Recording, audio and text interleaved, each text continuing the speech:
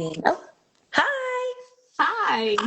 How are you? Good. I'm always nervous if my thing is going to connect or not. I never know how close up this is gonna get on my face. I feel like I'm always so close to the camera.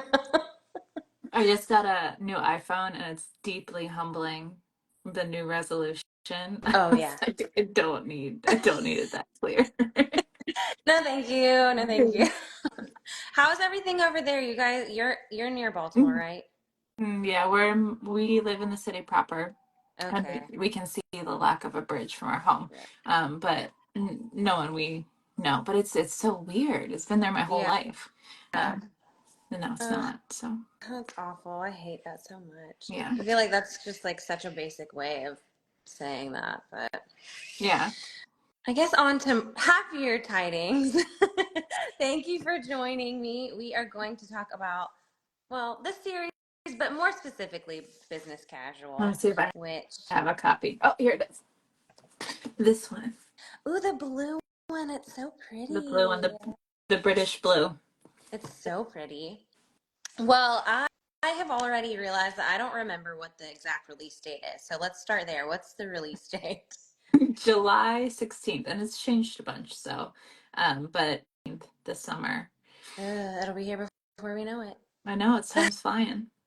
So before we jump into questions about business casual, why don't we just kind of do a general synopsis of the series Sure. that this is coming from? Sure. So it's the fourth and final book in the Lovelight series. And the Lovelight series is four books. Each book is based on a different season, winter, spring, summer, fall. It takes place in a small coastal Maryland town, specifically on a Christmas tree farm. Our first book is our holiday Christmas book. And then it sort of cycles through each of the seasons on the farm with all of our favorite tropey goodness. And I like to describe it as books you like are just cozy, happy, feel good romances. Um, and that was the goal. I just wanted to write something that I wanted to disappear into. And that's how Lovelight was born. My friend Deb, who I think she's probably watching, but she told And me I had to read it, the first book, and she was so sweet, and she sent it to me, and I ate it up, and then I read the other two really fast, and then I think I DM'd you, and I was like, oh my gosh, this is, but it's exactly like what you say. It's just it feels good, and you're just so happy while reading them. Um, and so I'm excited. I'm really excited to talk about business casual because I think one thing that it does really well, which the others do too, but it does cover kind of heavy topics while still making you not so sad. If that makes yeah. sense. Where did you get inspiration specifically for the fourth book?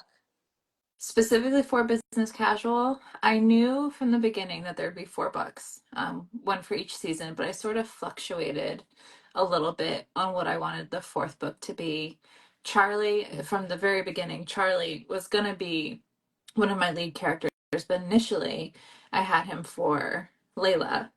And then I wrote, and then I was writing the Lovelight Farms, and I was like, Charlie's too much for Layla. Charlie is not what Layla needs.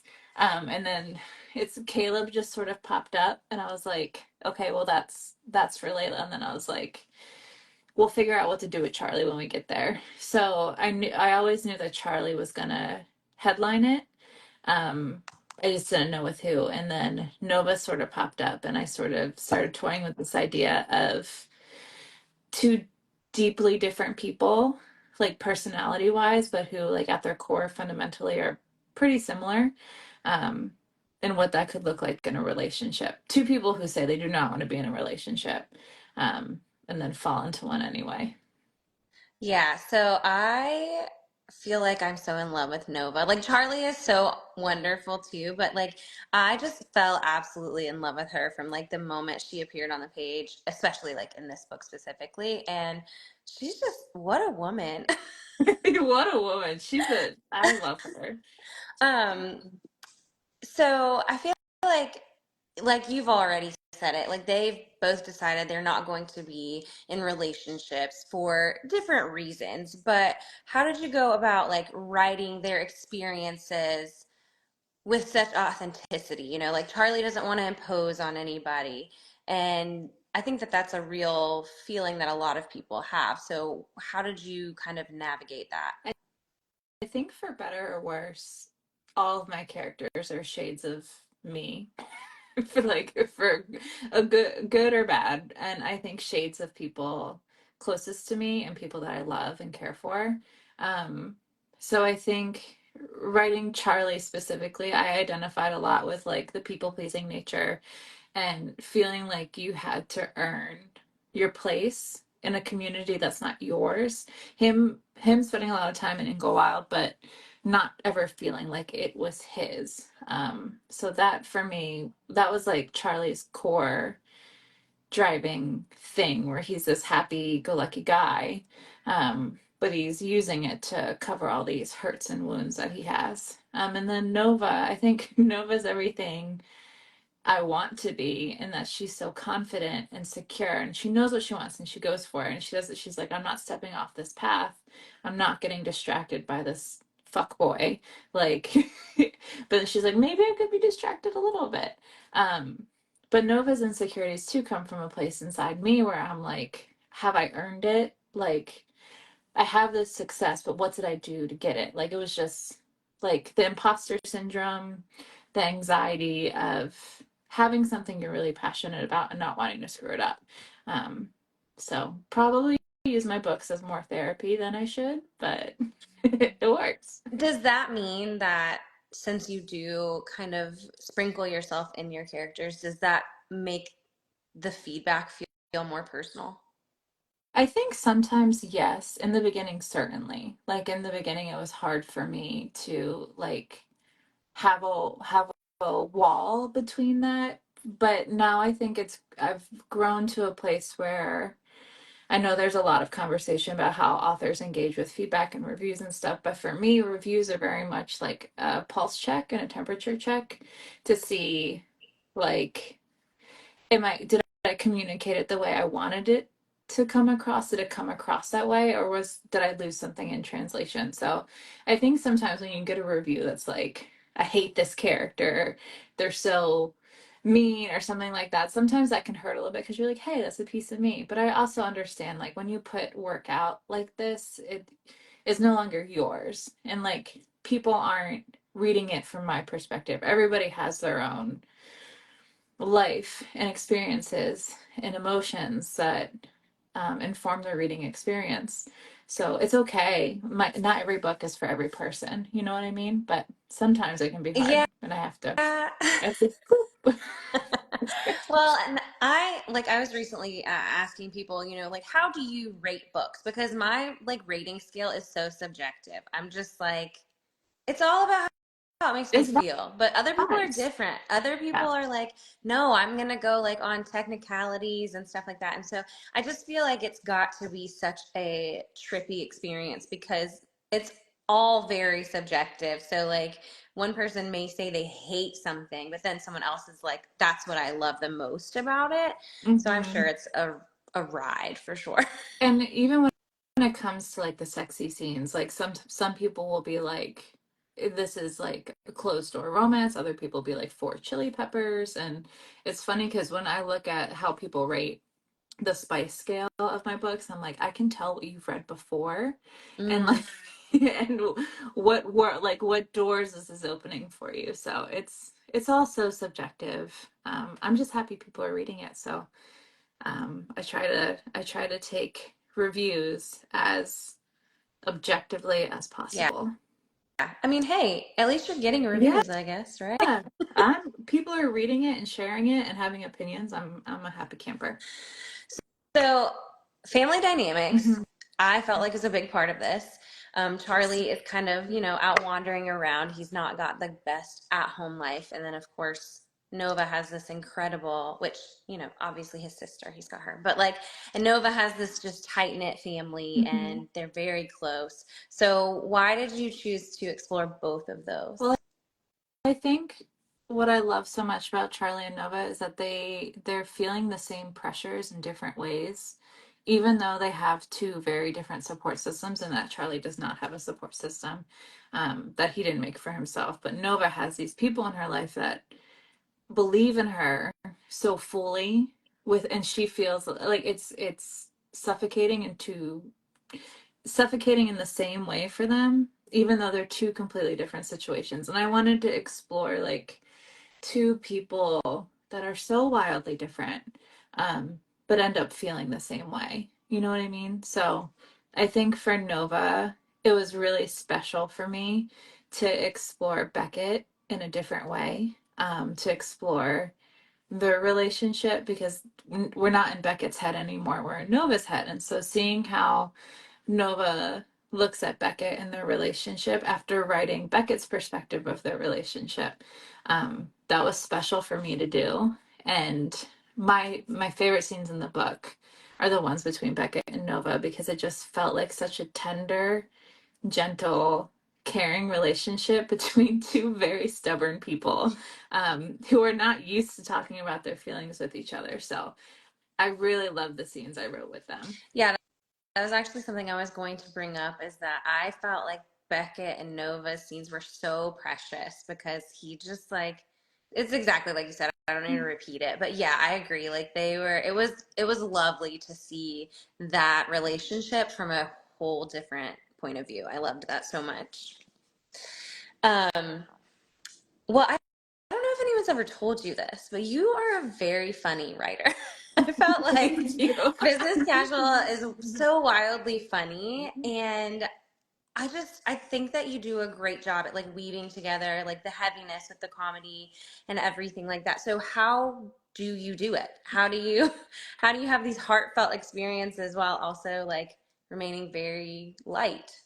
I think Charlie lends himself to that very well. Charlie's personality is very he's a happy guy. He's like the party guy. He's the guy here for a good time. So whenever I write Charlie, I mean, I use Charlie in the other books as comic relief, and in this book, it was just he's just a funny guy, and his voice in my head is so strong. Like he's always been a very defined character. I've never had to like struggle to find his voice or like where he's at mentally or what's going on. He's just strong. So I think having Charlie be the main character in this book lends itself to more of that humor element, how he interacts with people, how he flirts.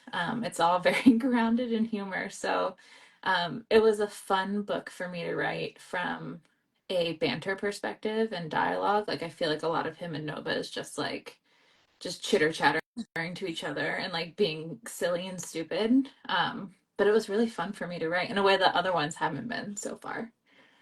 Oh, you said that his voice came like really easily. Was there one of your characters in particular that gave you just the worst time? Probably Beckett.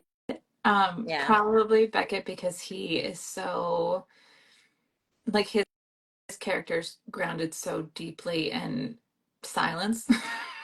And just like he's not a man of many words. And so it was sometimes difficult for me to like pull out who he was and what he wanted and what he was trying to do. I think also a lot of authors just naturally have trouble with their second book. For me, especially, I wasn't expecting Lovelight to do what it did. And so I published this book. It kind of exploded a little bit. And then I was like, oh, I have to write another one now. And so the pressure cooker on top of like trying to figure out who these characters were, um, Beckett was definitely probably the most challenging. Yeah, I think that's natural. He is very, very quiet. That would be difficult for me. Well, you kind of already touched on this a little bit when we were talking about chili peppers, but this book is very sexy, and I really appreciated how you put like female pleasure at the forefront of so many scenes. And I'm curious to know why that was important, why you feel like intimacy in writing is important to explore and show. Well, I know everyone has different comfort levels with reading sex scenes and writing sex scenes, but for me, as a writer writing love stories, it felt like I couldn't write a love story without writing the intimacy that sex scenes provide. I think a lot of things between couples are like sussed out with those intimate moments. Um, Charlie and Nova in particular, their relationship starts out as purely physical. We're going to get this out of our systems type situation. And so for me, the sex scenes really drive the relationship in that you're seeing how their relationship with each other changes. And the sex scenes slowly become something different. Like they're more connected, they're more in tune with each other. It becomes something more serious instead of playful. And like they have these conversations when they're being so intimate and open with one another. I just think I don't think sex scenes and romance are things to be like skipped over, or things that are just like service for the readers. It for me it feels like a crucial building block of an intimate relationship. There's so much you discover about another person in that way. um I don't think you can have, I don't want to say that because that's not true, because I read closed door romance too. So I don't want to, I just, for me, it feels really important and special to have those scenes watching two characters come together in that way. Yeah, I think that specifically in this book, it, like Mhm. you said already, it just makes you can clearly see how like the shift happened, and it's so like vital to their story. I mean, you did it really well. Not that you need my opinion on that, but no, I think that it would have lacked without them. Like it would have just not felt as, like getting from A to B without that would have been difficult, I think. You did it very Yeah, well. I think when they start out that way, and how does it change when as your relationship and your feelings deepen? I think that was really interesting for me to watch. Charlie specifically, he's such a playful, charismatic guy. For him to slowly become like more serious and intentional, and um, he lets himself slip with Nova in a way he doesn't let himself slip with other people. And I think there's a scene where Nova's like, "Stop! Like I see what you're doing. You're putting your walls up. Like, don't do that with me." And so I think having that intimacy between them deepen their relationship. Yeah, I really appreciated how there really wasn't like miscommunication as much in this one. It was very much like, this is kind of where we're at, and let's go for what it is. And I think that made it a lot more enjoyable than if there had been just like a bunch of like, oh, I think this, but I'm not saying this, and back and forth. And you know what really surprised me? I think text messaging in books is always like a really big hit or miss for me. Um, but it was so fun in this one because I think that it gave, like you're saying, like a lot of that playfulness. It just gave us like cute little snippets of insight that we wouldn't have gotten without that. And I loved it so much. They were being they were being sneaky and sly on the text messages. If if you could get readers to take just like one thing away from business casual, what would you want it to be? Oh goodness. Well, I hope that at the conclusion of the series that people just feel like they're not saying goodbye to something, that they can return to these books in this world, um, and that it's always available and open to them. Like I don't want it to feel like a goodbye. I didn't want this book to feel like a goodbye. I wanted it to feel like we're content with where everyone is, but we can still imagine them in their happy little Lovelight bubble, like going about their days. And so as a series closer, that's what I hope for. But I think from Nova and Charlie's story, I want people to take away that being in a relationship and falling in love and being in love with someone doesn't take anything away from you. You can be independent and do your own thing and love someone, and you're not losing anything. You're just getting someone else. I think I wrote something in the book like, no, Nova realizing she's in love with Charlie.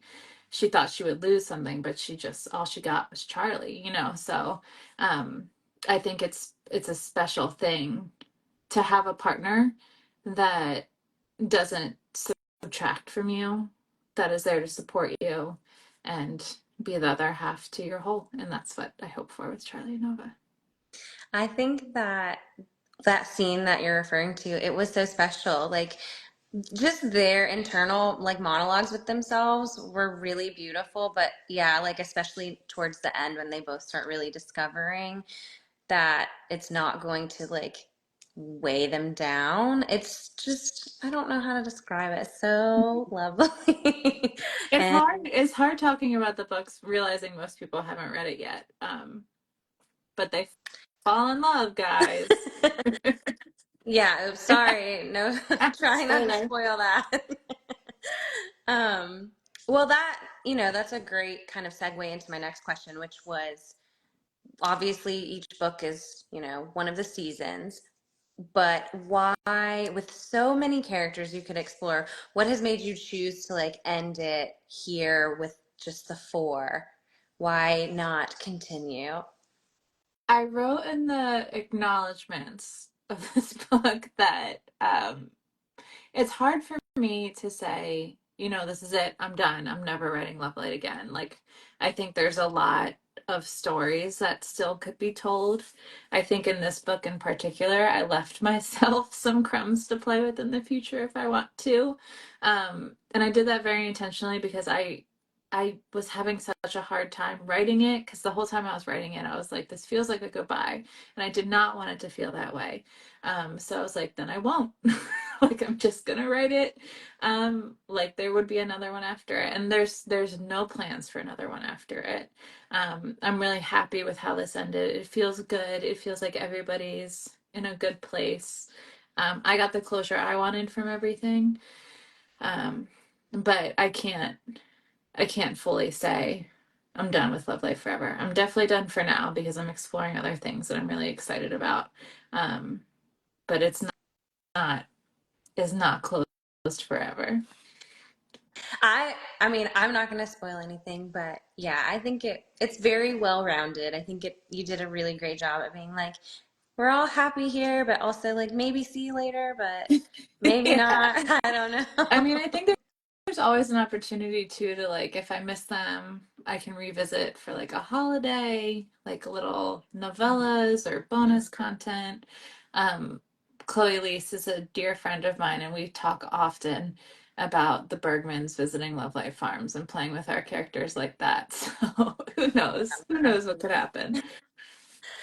How how has your writing process changed from, Oh, tough. because you started out self-pubbing, Hmm. totally different experience to like kind of where you're at now. Yes. Kind of, I guess maybe briefly try to tell me like what that's been like. So when I first started writing, it was very much like crammed in the middle of other things. Like it was very much like I need to do something for my brain. I'm gonna do this. I'm gonna disappear to this place. It was a hobby. And then everything happened. That's I'm condensing a very long period of time into like everything happened. Basically I switched from indie to traditional when I got picked up from by Berkeley and the Lovelight series was acquired. Now I'm so lucky to be able to do full time writing. But I have found that being a full time writer means I'm just like a full time procrastinator now, where because it's no longer a hobby and a thing I do for fun to like clear my head from work, it's become this thing. I don't know. I find new and creative ways to like distract myself every day. It's incredible. But I feel so lucky that my job is that I get to just play in these fictional worlds with fictional characters every day. My process has probably changed in that I'm a lot more intentional and thoughtful with the way I plot and write. When I first started out, I was very much like vibes only, girly. We're gonna fly by the seat of our pants and see. Um, but I've gotten a lot better, I think, at looking at character arcs and like Charlie starting here. Charlie's gonna go this way, and like Nova's here, Nova's gonna go this way, and seeing how they work together and really braiding stories together. Um, I've definitely, I think, grown in that aspect in my writing. But in terms of process, she's still a little chaos demon. I, I, it changes every book, you know. Like I feel like the book I'm working on right now is so different than anything I've written. It feels like my process is completely different. So who knows? Who knows where the wind will take me next? I know everyone is excited to find out. Yes. Sneaky, Well, sneaky. I imagine that trying to kind of have your life, do your work, which you have told us you find ways to procrastinate at, but then also do things like this where you're, promoting and then engaging with readers. Like, I'm sure it can probably be overwhelming. I'm not going to say that it is because I don't know, but how do you do that? Like, how do you figure out where to put it all? I don't know.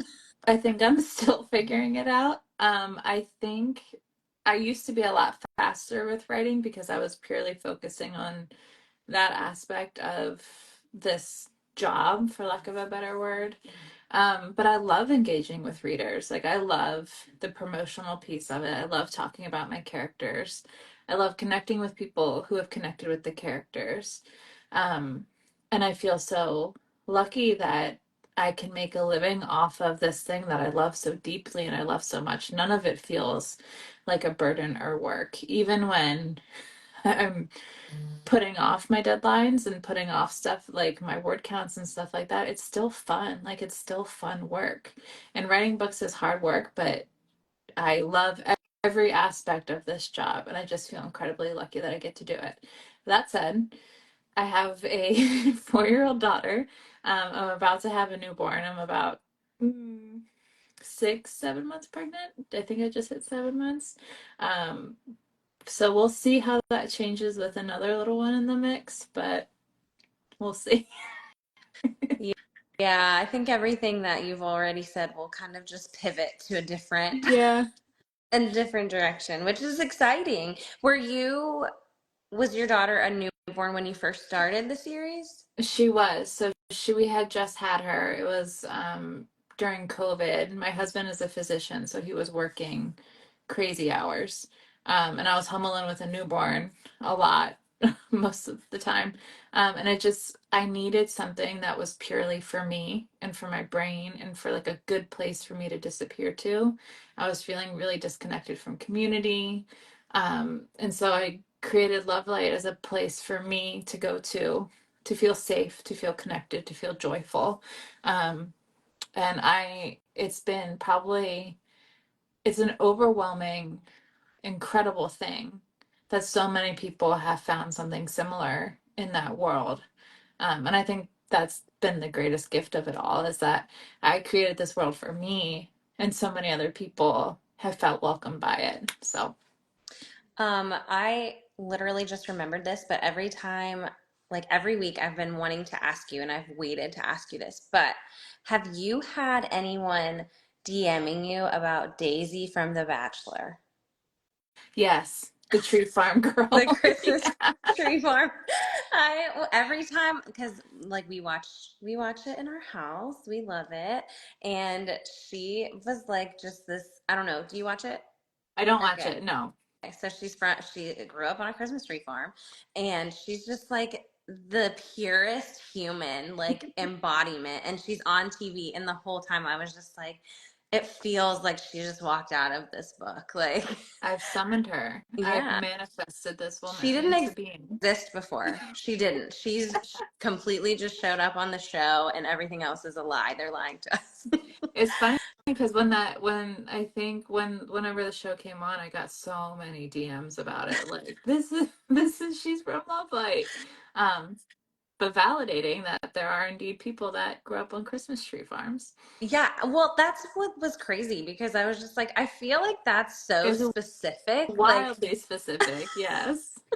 so that was amazing. And I totally forgot. Like, well, I didn't DM you about it because I was like, we need to talk about this. And then I forgot to write it down. So I'm glad that I remembered. But it was such a delight to like, I'm looking up because my TV is over there and I'm acting like I'm seeing her, but I'm not. But it was such a delight to like every week see her and then be like, yes, this is like love life. I hope she gets her. I hope she gets the love story she deserves. Maybe another season she'll be the girly.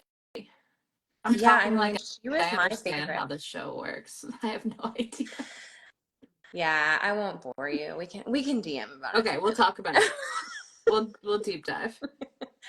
Well, I don't want to keep you for too much longer, but I would love it if you would share any just tips or advice that you have for people that may be interested in, kind of like you did at first, like escaping into this world and then maybe making it something that they can do forever, or just current writers. Oh gosh, I don't know how you can. I'm not. We'll see if I do it forever, and then we'll go from there. But my advice would be, I always try to tell people who want to write and who want to break into indie, write something for yourself, um, and don't worry about what readers want because yeah. So, sorry guys, I'm like saying screw the readers, do what you want to do. But I feel like you can really tell with authenticity and with stories when a writer is writing something that's coming from their heart, um, and the characters feel true to them. So I think I spent a lot of time putting off writing a book because I was like, oh, I can't do it, or like, what's the point, or where's it going to go? Um, but when I started just being like, you know what, this is for me, it's only going to be for me, and my expectations are going to stay there.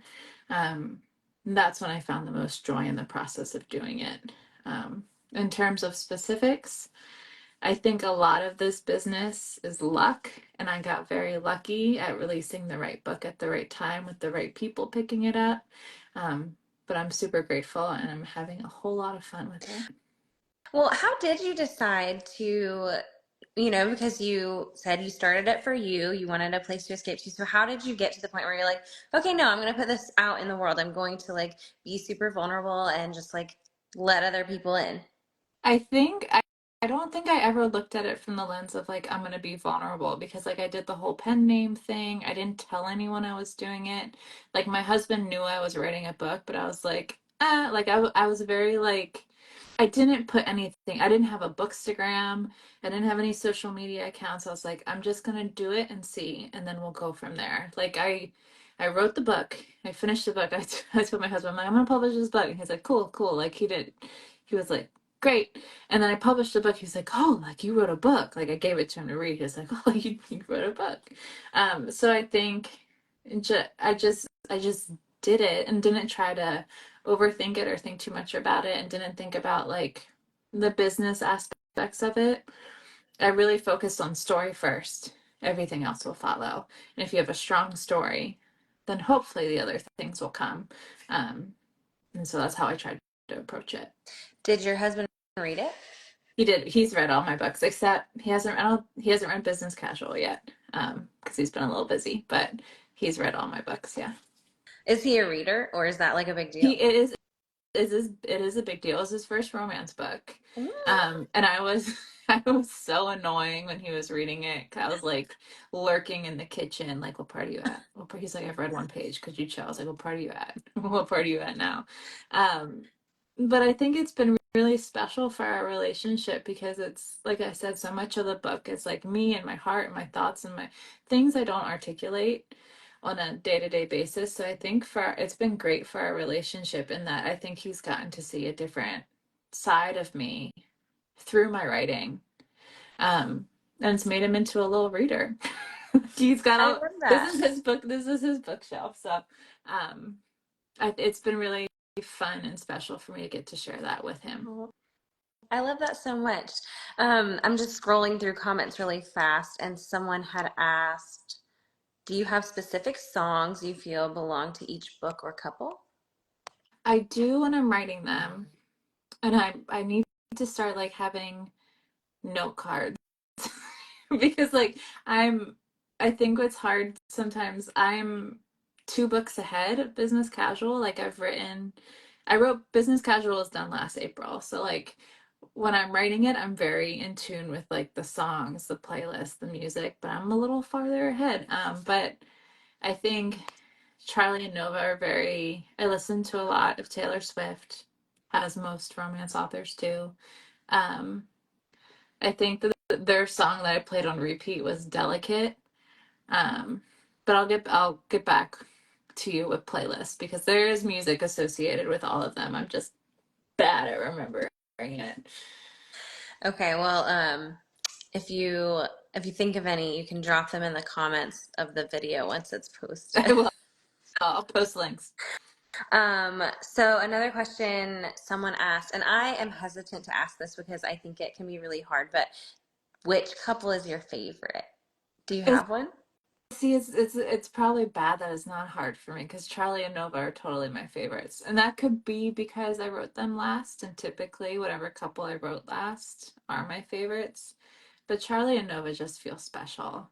I love Charlie so much. I love Nova so much, and I think them together is just it's I keep saying special, but it just like when I was writing it, I felt the rhythm and the momentum of it, and it was really fun for me to write. It was really the banter, the sexiness, who they are as people, who they turn into together. I think they're my favorite. Yeah, Layla and Caleb were my favorites, and then I read this one, and I was just like, oh, I'm sorry, you're not my favorite anymore. Yes, the same But way. Bye. that's okay. I still love you a lot. I'm really excited for people to read this one. It's so good. I'm Not that the excited others aren't. too. It's a weird feeling because they've been done for so long, and I've got used to with indie publishing, finishing a book, pushing it out, instant reaction, endorphins, moving on. And so this has been really hard for me because they've been done, and like I know their story and I know the scenes I love and all the juicy details, but then I'm just like sitting here like waiting for people to read it. So Yeah, I mean, April feels like a long time. That's like a 16 month like gap between finishing it and then publishing it. yeah, it's been a while since I've published a book, so I'm sort of like getting used to the process again. It was a needed break, and it was a good break, as I sort of became accustomed to the traditional process, and I'm so grateful to it because I now feel really strong and secure in terms of where I am with future projects. But I'm really excited for this book to be out there. Well, this book is coming out in July, so we've still got a little ways to go, but then what's next? If you can say I anything. can talk. I've revealed the title and like vague details and vague timeline. I'm publishing another romance with Berkeley, the start of a new series in February. I don't know if I can say that part, but I'm going to say it anyway. In February, it's called First Time Caller. It's, like I said, the start of a new series based around a local Baltimore radio station. I'm trying to think what I can say about it, but I think that's it. That's all I can say about it right now. February is my birthday month, Well, happy so I birthday. will look forward to that as like a birthday treat. A little birthday surprise. Do you, could you see yourself ever doing like standalones, not interconnected with anything, or do you like the series feeling? I think I told myself I was gonna do standalones, but I can't. Like I just can't because like my brain instantly go like I write these side characters just pop up, and then they had like I want to know more about them. Like I was writing First Time Caller, and I was like, you know what, maybe this will be a standalone because at that like Berkeley had only purchased that one, so I was like, maybe this will just be a standalone, but it's not.